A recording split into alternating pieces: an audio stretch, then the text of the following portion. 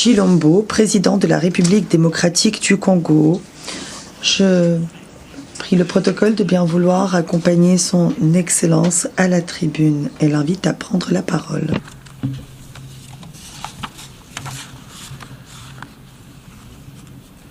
Madame la Présidente, Monsieur le Secrétaire général, Excellences, Mesdames et Messieurs les chefs d'État et de gouvernement, distingués délégués, Mesdames et Messieurs,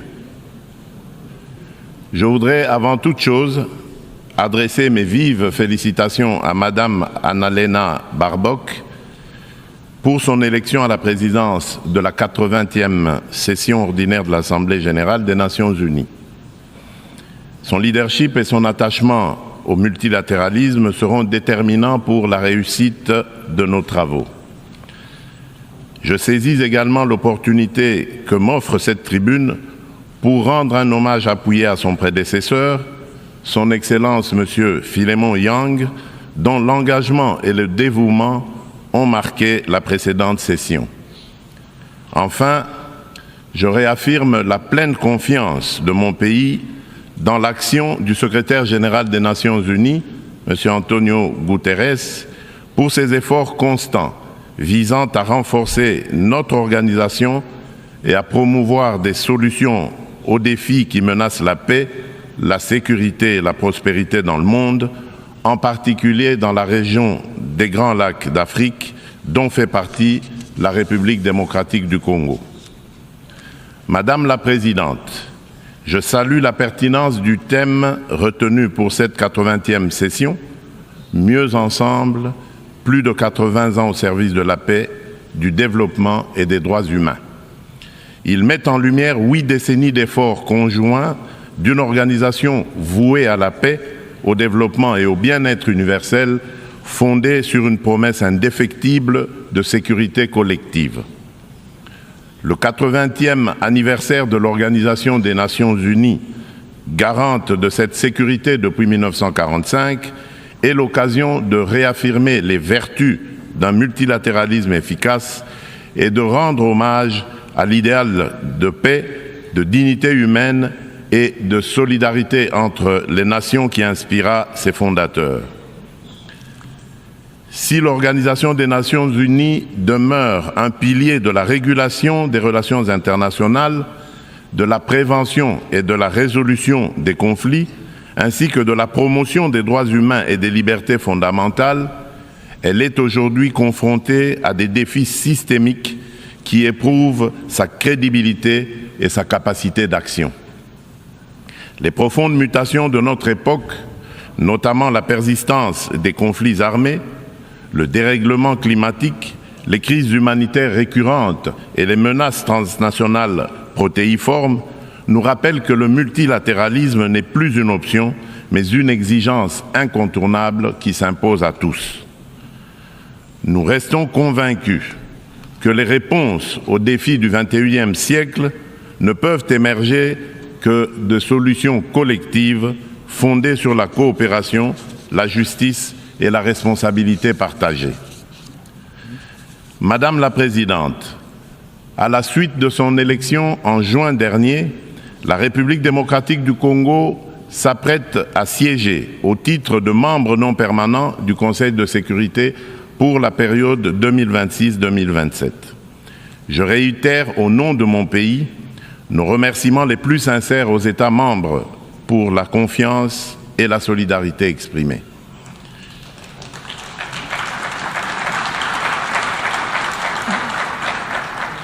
Notre participation sera résolument constructive et holistique.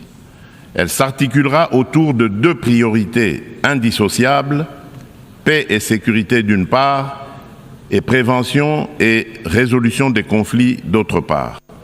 Nous entendons également contribuer activement à l'élaboration et à la mise en œuvre du nouvel agenda pour la paix afin d'apporter, à la lumière de notre potentiel et de notre expérience, une impulsion à la réforme des opérations de maintien et de consolidation de la paix, ainsi qu'à l'adaptation du système de sécurité collective des Nations Unies.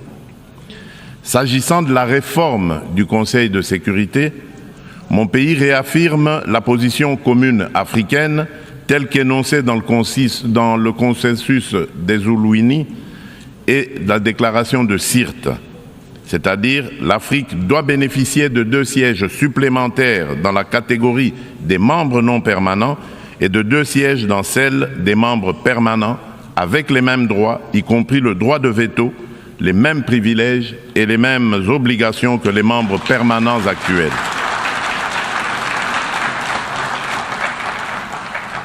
Forte de ces 54 États et de plus de 1,2 milliard d'habitants, l'Afrique ne saurait demeurer en marge des décisions qui engagent la paix et la sécurité internationale.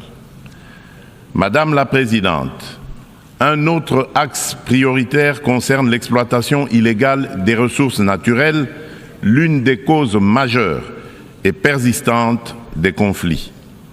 La République démocratique du Congo entend placer au cœur du débat la gouvernance exemplaire de ces minerais stratégiques afin d'en garantir l'exploitation dans le respect des principes de développement durable, de la souveraineté économique et du bien-être des populations.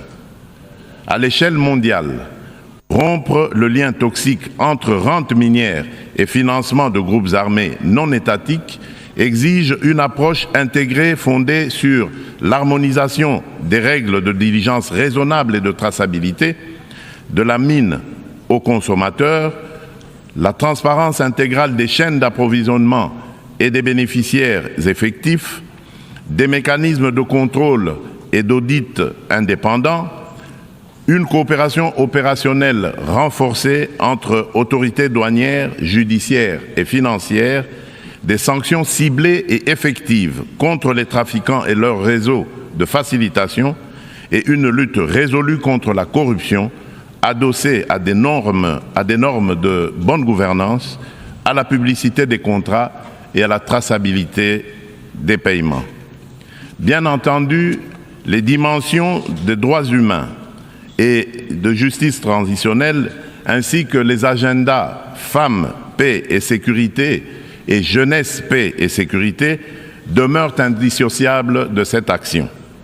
Leur prise en compte effective est la condition d'une paix juste, durable et inclusive. Madame la Présidente, à la veille de la mise en place de la commission d'enquête indépendante décidée par le Conseil des droits de l'homme des Nations Unies sur les massacres perpétrés il y a quelques mois par nos agresseurs et leurs supplétifs dans l'Est de mon pays, je lance un appel solennel à la communauté internationale. Elle a le devoir moral et politique de soutenir cette démarche essentielle afin d'établir la vérité, rendre justice aux victimes et jeter les assises d'une paix durable ancrée dans la mémoire et la responsabilité partagée. Madame la Présidente, alors que la planète se réchauffe et que les marginalisations s'aiguisent, ainsi et que les conflits se multiplient, le diagnostic qui avait inspiré en juillet 2023 la vision du nouvel agenda pour la paix du secrétaire général demeure pleinement d'actualité. Le monde est désormais confronté à des crises multiformes et profondes. Les fondamentaux de la prévention se sont affaiblis. Et le droit international, jadis puissamment rappelé par la Charte des Nations Unies, qui enjoint les États à s'abstenir de recourir à la menace ou à la force, est trop souvent bafoué. Notre système de sécurité collective en est ébranlé. Il ne saurait survivre à un sursaut de solidarité d'intérêt et de respect des règles. Dans ce contexte, la rhétorique guerrière regagne du terrain et l'on assiste impuissant au retour des vieux démons, agressions armées, guerre de prédation des ressources et de conquête d'espaces vitaux qui n'épargnent aucun continent. Tandis que la guerre entre Israël et le Hamas ravage la bande de Gaza, avec le risque d'une extension régionale, et que se poursuit le conflit russo-ukrainien, d'autres foyers s'embrasent au Yémen, en Birmanie et en Syrie. Le conflit armé qui perdure dans mon pays en est une illustration tragique. Depuis 3 décennies, la paix et la sécurité sont brisées à l'est de la République démocratique du Congo. Cette guerre s'est muée en une entreprise prédatrice. Elle dépasse depuis longtemps les seules dimensions militaires ou géopolitiques. Elle vise à piller nos ressources, effacer notre mémoire collective et détruire nos communautés. Les conséquences sont désastreuses. Des millions de morts, des familles décimées, près de 7 millions de déplacés internes, femmes et enfants pris pour cible, des villages rayés de la carte, des générations sacrifiées. Dans plusieurs régions de l'Est, tous les marqueurs d'un projet d'extermination sont réunis. Les Nations Unies elles-mêmes, à travers le rapport Mapping, ont documenté l'ampleur des atrocités. Ce n'est pas seulement un conflit, c'est un génocide silencieux qui frappe le peuple congolais depuis plus de 30 ans.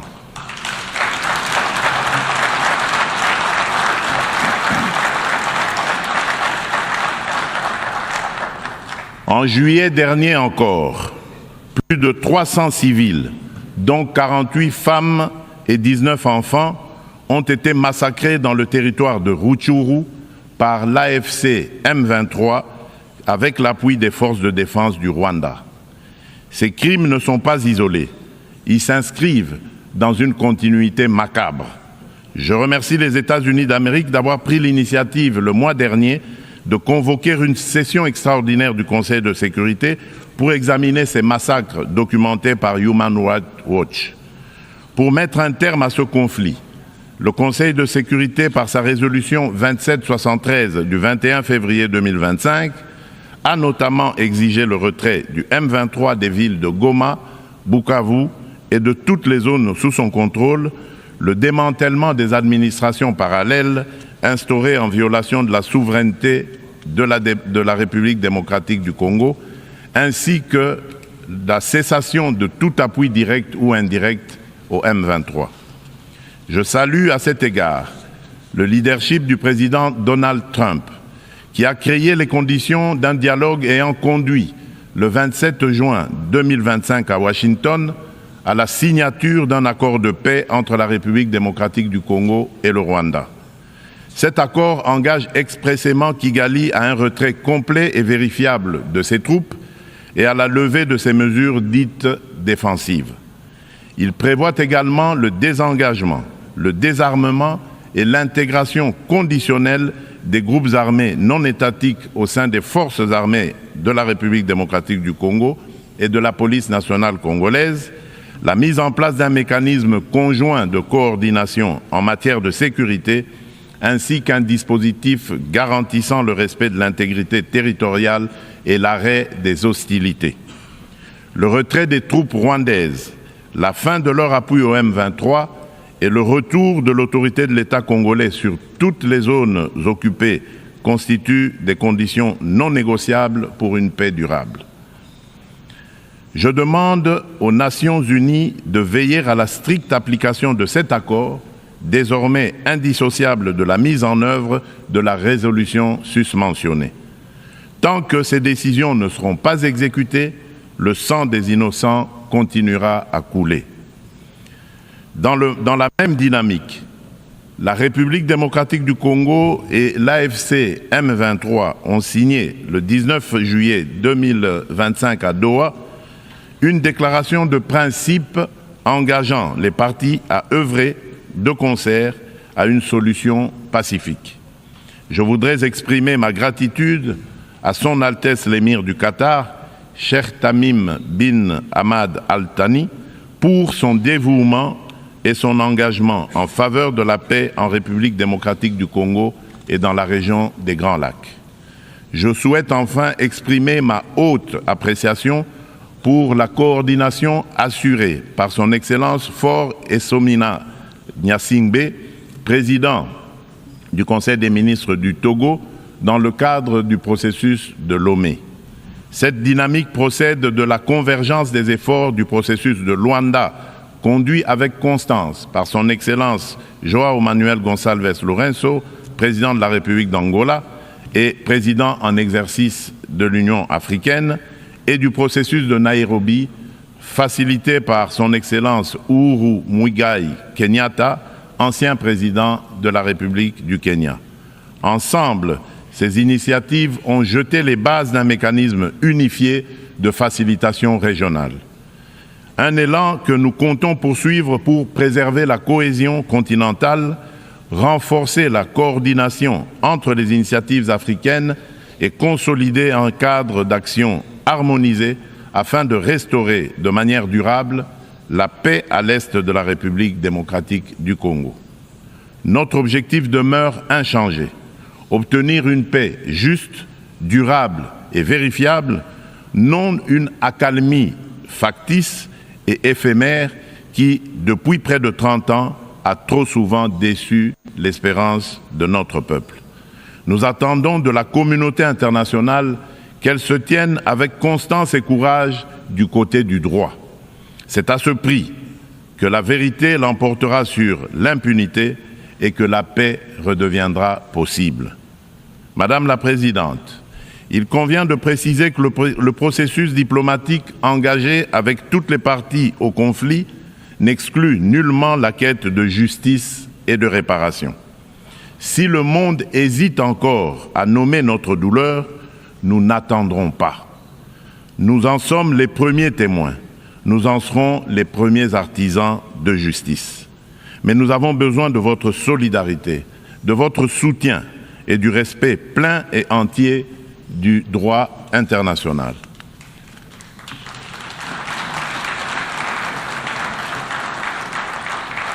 La République démocratique du Congo ne sollicite ni charité ni commisération.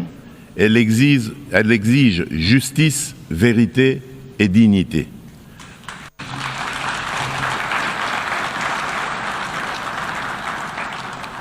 Notre pays a tendu la main. Nous avons signé des accords de paix, accepté le dialogue, pris des engagements pour la réconciliation. Mais une paix factice, bâtie sur l'impunité et l'oubli, n'est qu'un armistice précaire. L'histoire ne jugera pas nos discours, mais notre capacité à reconnaître les crimes de masse, y compris les génocides, et à mettre fin à l'impunité.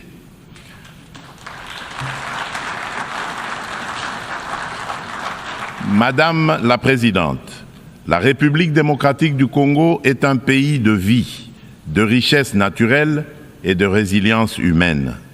Nous voulons contribuer à la paix mondiale, mais la paix commence par la reconnaissance de notre propre tragédie. J'adresse à cette Assemblée un appel solennel.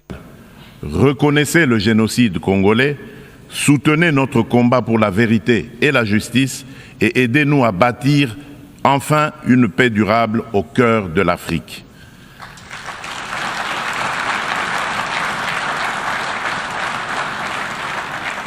Nous demandons que les Nations Unies instaurent un régime de sanctions ciblées contre les auteurs des crimes économiques, mais aussi des crimes de guerre, crimes contre l'humanité et crimes de génocide commis à l'est de mon pays, et qu'elles soutiennent toutes les actions visant à tarir les circuits illicites d'approvisionnement en minerais qui financent depuis des décennies la guerre et la tragédie humaine.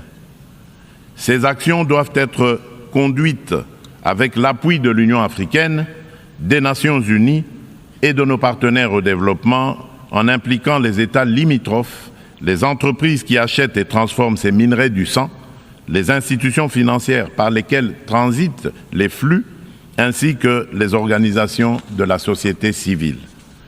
Je le dis solennellement devant cette Assemblée, la communauté internationale a le devoir moral et politique de reconnaître cette tragédie pour ce qu'elle est, un génocide, et d'agir en conséquence.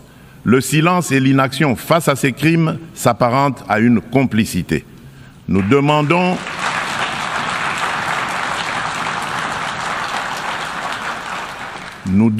la mise en place immédiate d'une commission d'enquête internationale indépendante et dotée de moyens pour établir la vérité, rendre justice aux victimes et rompre le cycle de l'impunité qui nourrit ce drame depuis des décennies. Madame la Présidente, le terrorisme demeure une menace grave pour la paix et la sécurité internationale. Aucune région du monde n'est épargnée. Après l'Asie, l'Europe occidentale et l'Amérique du Nord, ce fléau s'enracine en Afrique et déstabilise plusieurs sous-régions. Al-Qaïda au Maghreb islamique, bien que fragilisé par l'action internationale, conserve ses capacités dans des zones grises et diffuse son influence. Boko Haram au nord du Nigeria et Al-Shabaab en Somalie maintiennent une emprise territoriale significative. En Afrique centrale, après les ravages causés par la Lord's Resistance Army, LRA, de Joseph Kony, le nord-est de la République démocratique du Congo subit les exactions des forces démocratiques alliées, les ADF, un groupe terroriste ougandais ayant fait allégeance à l'État islamique. Ces groupes extrémistes ont laissé derrière eux un lourd tribut humain et continuent de menacer la stabilité régionale. Membre de la coalition mondiale contre Daesh, la République démocratique du Congo appelle les Nations unies à s'engager plus résolument dans la mise en œuvre des recommandations de la dite coalition et du processus d'Aqaba, à savoir le partage renforcé de renseignements, l'assèchement des financements, la lutte contre la propagande et contre les sanctuaires, ainsi que le soutien accru aux communautés victimes dans le plein respect du droit international humanitaire. Madame la Présidente, face à l'urgence climatique, l'accord de Paris demeure le cadre juridique essentiel pour la redevabilité des États en matière d'émissions et d'adaptation afin de contenir le réchauffement à 1,5 degré Celsius. À ce titre, la République démocratique du Congo a adopté son plan national d'adaptation 2022-2026. Nous nous sommes engagés à arrêter et à inverser la perte de forêt et la dégradation des terres d'ici 2031, tout en promouvant un développement durable et une transformation rurale inclusive. Depuis décembre 2021, un ensemble de mesures soutient la restauration des paysages forestiers, notamment le programme Jardin scolaire pour 1 milliard d'arbres à l'horizon 2030, destiné à renforcer la séquestration du CO2 et la résilience des écosystèmes. Nous saluons l'adoption de la décision 5/CMA.5, établissant de nouveaux mécanismes de financement, y compris le fonds pour pertes et préjudices, afin de compléter les sources existantes et d'apporter des réponses concrètes aux pays les plus exposés. Forte d'un potentiel environnemental unique au monde, la République démocratique du Congo se tient au cœur des solutions. Elle est prête à mobiliser ses atouts naturels au service du climat global, à condition que les engagements financiers soient prévisibles, accessibles et à la hauteur des impératifs écologiques et humains. Madame la Présidente, permettez-moi d'aborder aussi la question des défis énergétiques et de la protection de nos écosystèmes en rappelant que le bassin du Congo abrite la deuxième plus grande forêt tropicale du monde, considérée par de nombreux scientifiques comme le premier puits de carbone terrestre, ainsi qu'un vaste réseau hydrographique dominé par le fleuve Congo, deuxième au monde par son débit. Ces ressources vitales sont gravement menacées par des activités destructrices, déforestation, exploitation illégale, pollution, souvent alimentées par des conflits armés récurrents qui s'apparentent à de véritables crimes contre la nature.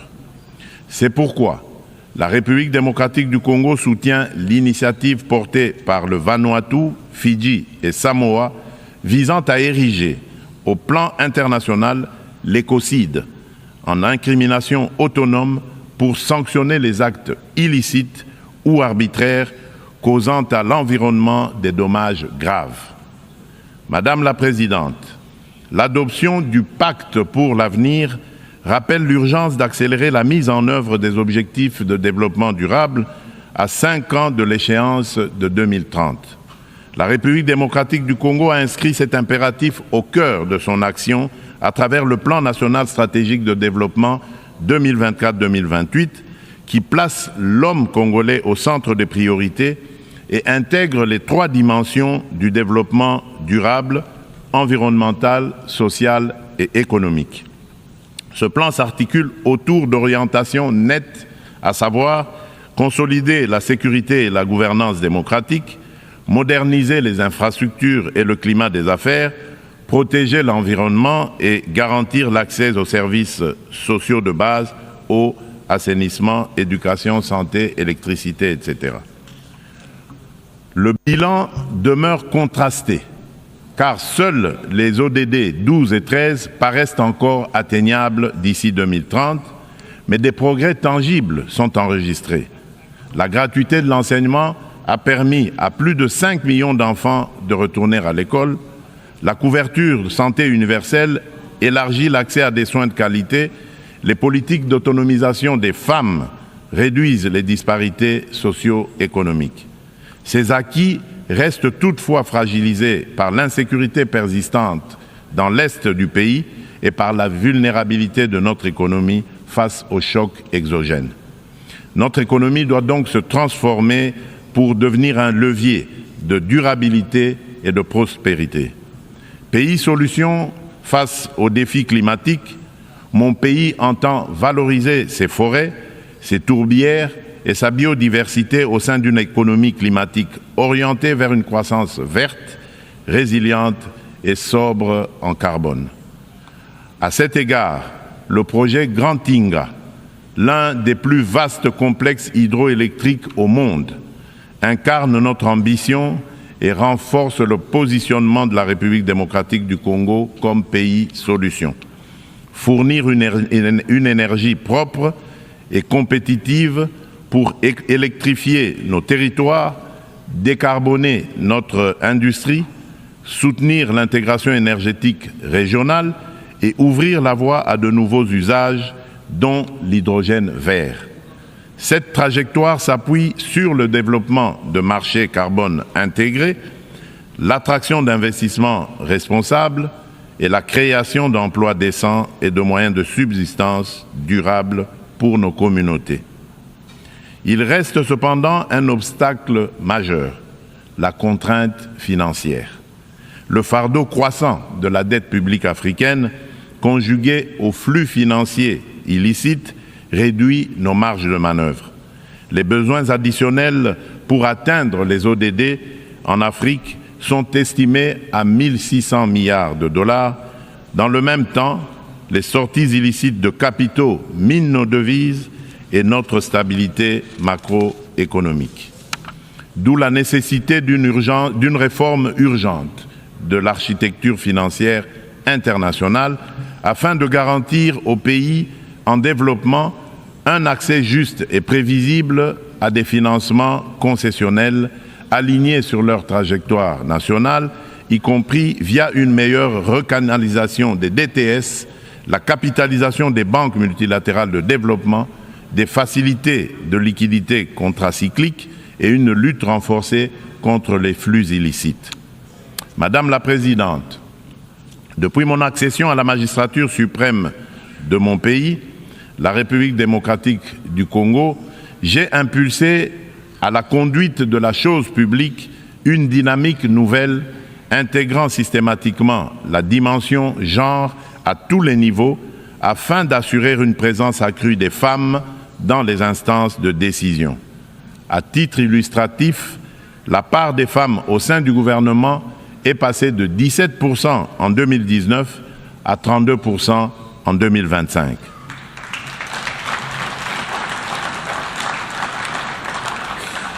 Madame la Présidente, dans une approche stratégique et multisectorielle visant à mobiliser la jeunesse au service du progrès national, mon gouvernement a adopté une politique nationale de la jeunesse. Celle-ci consacre l'engagement de l'État à faire de la participation pleine et entière des jeunes à la vie de la nation une priorité transversale assortie d'objectifs clairs et mesurables. Madame la Présidente, la République démocratique du Congo aspire à la paix, à la justice et au développement.